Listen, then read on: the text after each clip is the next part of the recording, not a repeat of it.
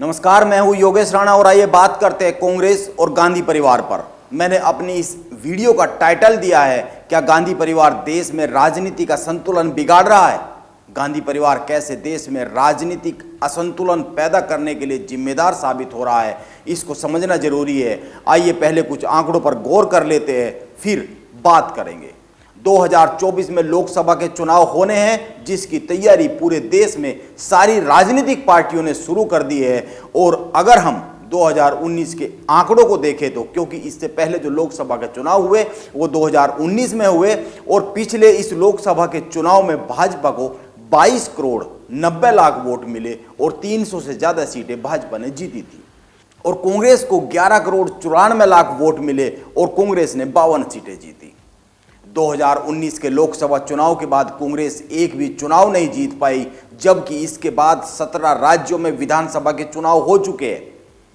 इसमें दो बातें ध्यान में रखने की है, इससे दो बातें साबित होती हुई दिख रही है। पहली, इस देश में भाजपा के बाद अगर किसी के पास सबसे बड़ा वोट बैंक है तो वो कांग्रेस के पास है, बाकी पार्टियां कहीं पर भी नहीं टिकती है। और दूसरी बात, इतना बड़ा वोट बैंक होने के बाद भी कांग्रेस कुछ भी नहीं कर पा रही है, और आज की तारीख में तो उसे जीरो कह सकते हैं। जबकि शायद ही इस देश में कोई ऐसा जिला मुख्यालय हो जहां पर कांग्रेस का कोई आदमी ना हो, दफ्तर ना हो। इसके बाद भी ऐसे हालात, यह एक सवाल है। इसीलिए आइए मुख्य बात की तरफ आते हैं कि ऐसे हालात क्यों हैं। कांग्रेस 13 से 15 मई को राजस्थान में चिंतन शिविर करने वाली है। इसमें कांग्रेस के देश भर के करीब 400 से ज्यादा बड़े नेता हिस्सा लेने वाले हैं। माना जा रहा है कि इस चिंतन शिविर का मुख्य उद्देश्य राहुल गांधी को कांग्रेस के राष्ट्रीय अध्यक्ष पद पर बैठाने के लिए सहमति बनाना है। यह तय सा ही हो गया है। माना जा रहा है कि इस चिंतन शिविर के बाद राहुल गांधी एक बार फिर कांग्रेस के राष्ट्रीय अध्यक्ष की कुर्सी पर बैठ जाएंगे। लेकिन मेरा सवाल यह है कि वो इस पद पर बैठ पाने के बाद भी क्या कांग्रेस की चिंता को हर पाएंगे? क्योंकि पहली बात, अब भी वो कांग्रेस के राष्ट्रीय अध्यक्ष जैसी भूमिका में है, निर्णय वो ही लेते हैं, उन्हीं की चलती है। और दूसरी बात, इंडिया टुडे की एक रिपोर्ट बताती है कि जब पीके से कांग्रेस बातचीत कर रही थी, जुड़ने की बात हो रही थी, 2024 के चुनाव की प्लानिंग हो रही थी, उस वक्त राहुल गांधी विदेश में कहीं थे। एक और बात, आप अगर राहुल गांधी के सोशल मीडिया पेज को देखेंगे तो 9 अप्रैल के बाद वहां पर उनकी कोई भी ऐसी एक्टिविटी नहीं है जिसे पब्लिक भागीदारी कह सकते हैं। पब्लिक भागीदारी तो छोड़िए, उनके कार्यकर्ताओं से मिलने की या फिर किसी भी तरह के समारोह में शामिल होने की भी गतिविधि वहां पर दर्ज नहीं है। हालांकि उनके सोशल मीडिया पेज पर हर दिन कोई ना कोई ट्वीट होता है, किसी घटना पर रिएक्शन किया जाता है, या फिर किसी वेबसाइट का या किसी मीडिया की खबर को ट्वीट किया जाता है और उस पर कमेंट किए जाते हैं। लेकिन जैसा कि मैंने कहा, वो मीटिंग में शामिल नहीं होते हैं, वो किसी कार्यक्रम में शामिल होते हुए नहीं दिख रहे हैं, वो किसी जनसभा में नहीं दिख रहे हैं, या फिर किसी अन्य आयोजन में लोगों से मिलते हुए अपने सोशल मीडिया पेज पर दिख नहीं रहे हैं 9 अप्रैल के बाद से। ऐसा कुछ यहां पर, जैसा कि मैंने कहा, 9 अप्रैल से शेयर नहीं किया गया है। यह सीधे सीधे 3 सप्ताह का समय है, और उस समय 3 सप्ताह का समय कम नहीं होता जब इसी साल 2 राज्यों में चुनाव है और अगले साल कई सारे महत्वपूर्ण राज्यों में चुनाव है और 2024 में लोकसभा चुनाव है। और इन सभी चुनाव की तैयारी भाजपा ने धुआंधार तरीके से शुरू कर दी है।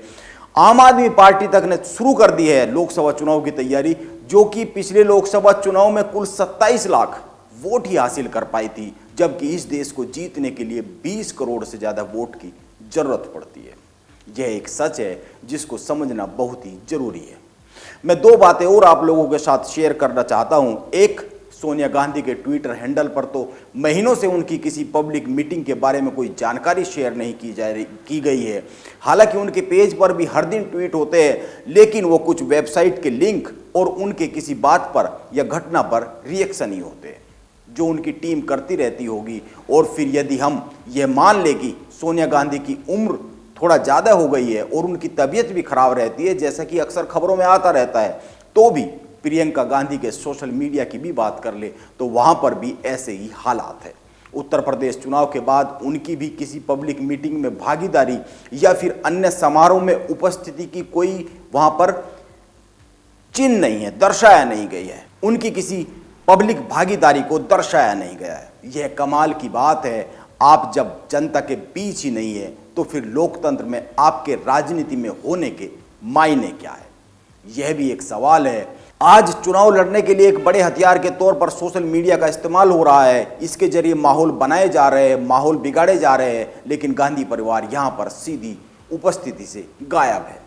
इसीलिए मैं कह रहा हूं कि गांधी परिवार इस देश में राजनीतिक असंतुलन को पैदा करने के लिए जिम्मेदार ठहराया जा सकता है, क्योंकि आज कई लोगों का मानना है कि भाजपा कुछ मामलों में मनमानी इसलिए कर रही है क्योंकि देश में मजबूत विपक्ष नहीं है और विपक्ष के तौर पर सबसे बड़ी पार्टी कांग्रेस है और उसकी जो कमान है वो गांधी परिवार के पास है और गांधी परिवार 24 घंटे की राजनीति करता नहीं है। और कमाल की बात तो यह है कि इतनी बड़ी पार्टी में पिछले 3 साल से कोई एक्टिव अध्यक्ष तक नहीं है और फिर चिल्ला चिल्ला कर कहा जाता है कि जनता सच को समझ नहीं रही है, जनता सच को स्वीकार नहीं रही है, जनता सच को जान नहीं रही है, जनता वोट कर नहीं रही है।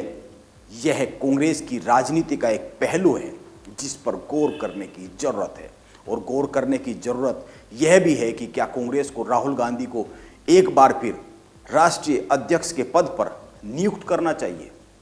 यह भी एक सवाल है। मेरा मानना है कि इस पर आपकी राय महत्वपूर्ण है। आप राय जरूर दीजिए कि क्या कांग्रेस की कमान राहुल गांधी को सौंपी जा सकती है। नमस्कार, आप बने रहे मेरे साथ।